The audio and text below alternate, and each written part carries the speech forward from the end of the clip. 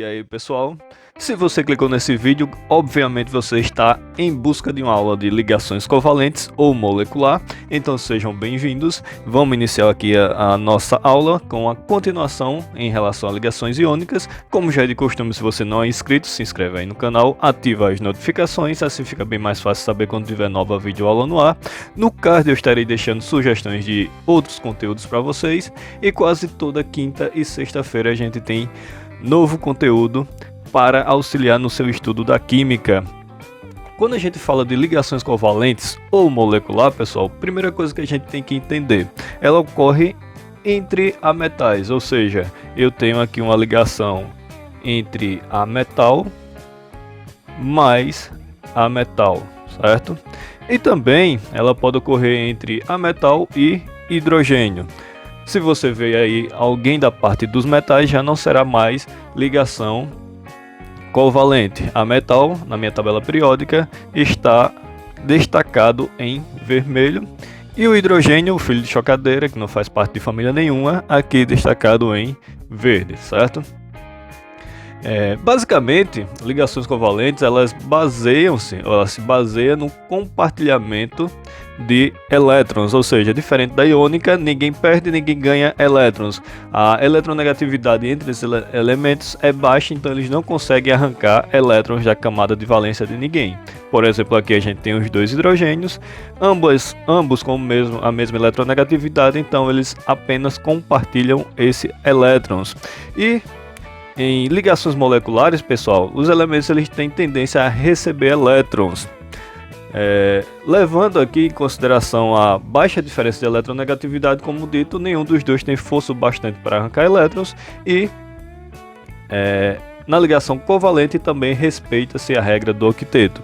Tipos de ligações covalentes, a gente aí terá a covalente simples, que será dividida em simples polar e ligação covalente simples apolar, que a gente verá um pouquinho à frente. Também eu terei dupla e tripla. Vindo aqui para a ligação covalente simples, nesse caso há compartilhamento de apenas um elétron de cada átomo ligante, certo? E como dito, ela pode ser classificada como, aí a gente tem ligação covalente simples polar e ligação covalente simples apolar. Na simples polar, pessoal, a gente tem aqui que ocorre compartilhamento de elétron entre ametais com diferença de eletronegatividade. Por isso vai ter aqui a formação de cargas parciais positivas e negativas. Parciais porque não é uma carga real, como ocorre na ligação iônica, onde um perdeu, ficou positivo, o outro ganhou, ficou negativo. Nessa questão aqui, pessoal, a gente tem que relembrar lá a nossa fila de eletronegatividade, que é o von Klebriski pH, certo?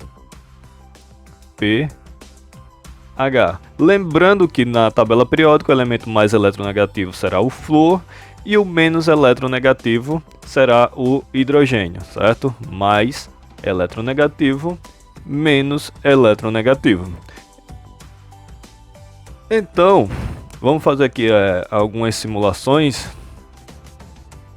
Aqui eu tenho hidrogênio, tenho cloro, o flúor, e fazendo a distribuição eletrônica de cada um aqui. No hidrogênio eu tenho 1s1, no cloro eu tenho 1s2, 2s2, 2p6, 3s2 e 3p5, certo? E no flúor 1s2, 2s2, 2p5. Lembrando que a gente sempre vai buscar a estabilidade, seguindo a regra do octeto. Deixa eu destacar a camada de valência de cada um.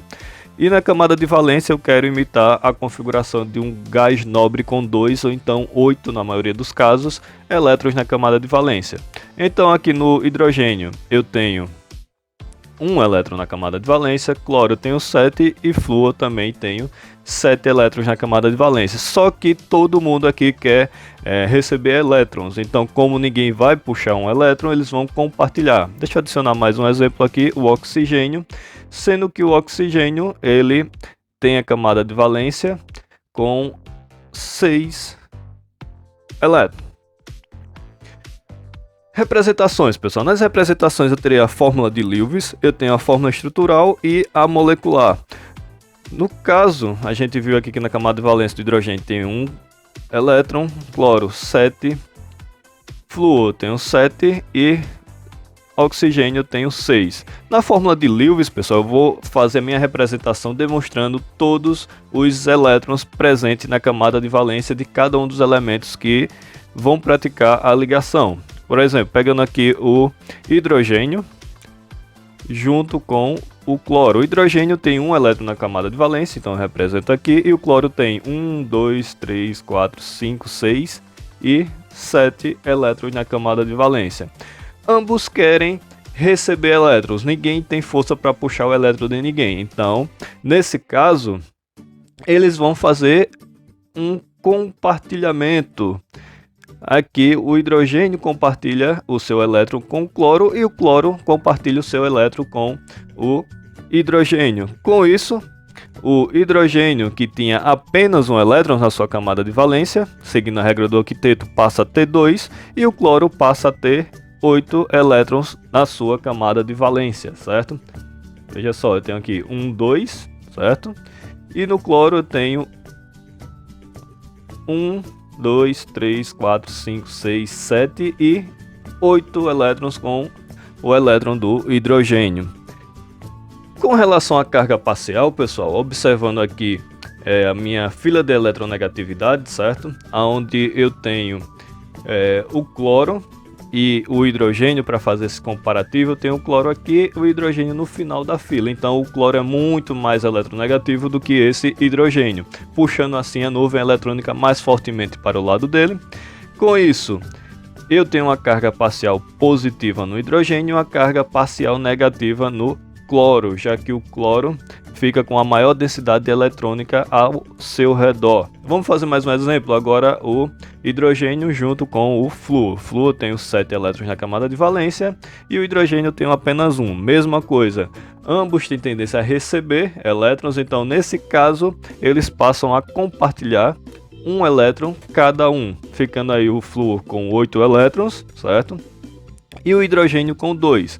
Mesma coisa em relação às cargas parciais. O hidrogênio é muito menos eletronegativo do que o flúor, e com isso o flúor puxa mais fortemente a nuvem eletrônica, ficando com a carga parcial negativa. E o oxigênio aqui, pessoal, ligações duplas, foi só um exemplo para a gente entender um pouco melhor. No tipo de representação da fórmula estrutural, aqui do HCl e do HF, eu passo a omitir, ou então esconder os elétrons, e demonstro apenas a ligação a partir de um traço, como se eu tivesse aqui em cada ponta um elétron que faz parte da ligação. Então as ligações eu represento por traços. E na fórmula molecular eu vou esconder tudo que for ligação em elétron, mostrando apenas os elementos que fazem parte dessa ligação e a quantidade, por exemplo, o HCl e o HF. Se voltando agora para a ligação covalente simples apolar, pessoal, ocorre aqui o compartilhamento de elétrons entre metais com a mesma eletronegatividade, geralmente ocorre entre os mesmos tipos de elemento, e não existe aqui a formação de cargas parciais diferente da simples polar. Exemplificando, pegando aqui os mesmos exemplos e as representações do exemplo anterior, nesse caso eu terei aqui, por exemplo, eu tenho o hidrogênio se ligando com outro hidrogênio, então não tenho ninguém puxando mais forte do que ninguém, com isso não tem formação de polos, e ambos compartilham esse elétron para formar uma ligação covalente apolar. Mesma coisa com cloro, eu tenho um cloro desse lado, outro cloro do outro lado, cada um com 7 elétrons na sua camada de valência. Ninguém tem força para arrancar o elétron de ninguém, então eles simplesmente compartilham esse elétron, ficando com 8 aqui e 8 elétrons também aqui na camada de valência de cada cloro. Por fim, eu tenho o flúor. Flúor faz parte dos halogênios com 7 elétrons na camada de valência, assim como o cloro. Preciso de mais um para fazer o compartilhamento de elétrons.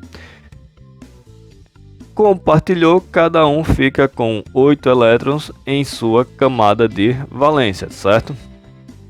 Representação agora, representação estrutural, mas antes, como eu falei, aqui não há formação de cargas parciais. Eu tenho que ninguém puxa mais forte do que ninguém, então não tenho aí um vetor resultante em relação a cargas parciais. Fórmula estrutural, como dito no anterior, eu represento cada ligação formada com apenas um traço, como se representasse um elétron em cada ponta. E a fórmula molecular eu adiciono apenas a quantidade de cada elemento que eu tenho, por exemplo, H2, Cl2 e F2. Com relação a essa questão, pessoal, de ligação covalente simples, é isso aí. Vamos agora para a ligação covalente dupla e tripla. Ligação covalente dupla. Aqui haverá o compartilhamento de dois pares eletrônicos entre átomos ligantes. Ocorre principalmente entre os átomos da família dos calcogênios.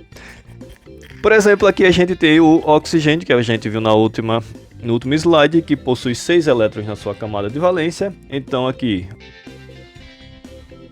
1, 2, 3, 4, 5, 6. Quando eu vou organizar a fórmula de Lewis, eu coloco os elétrons que vão ser compartilhados à frente. Mesma coisa com outro oxigênio. Cada oxigênio quer receber 2 elétrons. Nesse caso, eles irão compartilhar 2 elétrons. Por exemplo, aqui compartilhei 1 elétron de cada. Tinha 6, passei a ter 7, certo? Mais uma vez eu compartilho, tinha 7, agora passou a ter 8 elétrons em cada camada de valência, ou seja, esses elétrons são compartilhados, fazem parte da camada de valência de ambos os oxigênios. A outra representação, a estrutural, eu represento cada ligação formada por traços, então vão ficar 2 tracinhos representando as duas ligações formadas, e a molecular eu adiciono apenas a quantidade de átomos que eu tenho, no caso aqui o O2. Continuando aqui, agora com ligação covalente tripla, eu tenho aqui o compartilhamento de 3 pares eletrônicos entre átomos ligantes. Ocorre principalmente entre os átomos da família 15. No caso aqui eu tenho nitrogênio 7, distribuição eletrônica 1s2, 2s2, 2p3, certo? Camada de valência, camada 2, e nessa camada de valência eu tenho um total de 5 elétrons. Então, pessoal, se ele tem 5 elétrons na sua camada de valência, eu pretendo aqui ter um total de 8 elétrons nela. Então eu preciso compartilhar 3 elétrons. Como eu vou fazer uma ligação entre elementos da família 15, aliás, eu vou usar 2 nitrogênios, sendo que o nitrogênio aí tem na sua camada de valência 1, 2, 3, 4, 5, certo? Em cada um.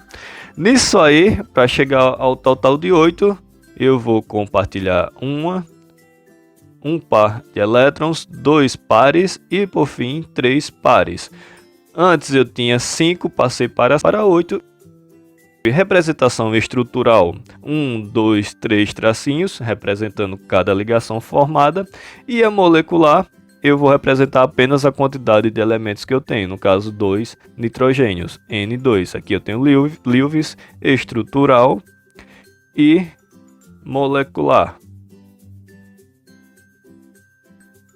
E para finalizar aqui, pessoal, vamos agora com ligação covalente coordenada, ou também conhecida como dativa, que é um caso particular das ligações covalentes. Caracteriza-se pelo uso de pares eletrônicos de apenas um elemento químico, sendo que esse já encontrava-se estabilizado. E nesse caso, diferente do que a gente viu, não haverá um compartilhamento, mas sim um empréstimo de elétrons quando ainda existir pares sobrando, certo? E exemplos bem comuns desse tipo de ligação covalente, coordenada ou também conhecido como dativa, é o SO2 e o SO3. Quando a gente vai fazer aqui, pessoal, seguindo a regra do octeto, lembrando que o enxofre faz parte da família 16, então ele terá 6 elétrons na sua camada de valência, certo? Está se ligando com o oxigênio também faz parte da família 16, então ele terá 6 elétrons na sua camada de valência também. Ambos querem compartilhar elétrons, já que são ametais. Nesse caso, fazendo aqui as duas ligações, ambos ficam com 8 elétrons na sua camada de valência. Se fosse seguir o octeto, a gente já teria esse elemento estabilizado. Porém, aqui de Gaiato se aproxima outro oxigênio a esse enxofre. O enxofre, como ainda tem pares eletrônicos livres, faz o que? Vai e faz um empréstimo a esse outro oxigênio. Só que o oxigênio não compartilha, certo? Esse par eletrônico ainda faz parte somente do enxofre e com isso o oxigênio fica com 8 e o enxofre continua com 8 ao invés de passar para 10.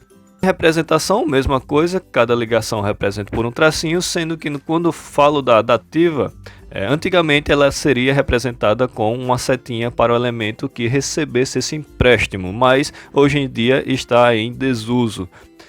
Aqui no S3 segue o mesmo exemplo, o enxofre tem 6 elétrons na sua camada de valência. Para se estabilizar precisaria apenas de mais um oxigênio, certo? Sendo que aqui há o compartilhamento de 2 pares eletrônicos.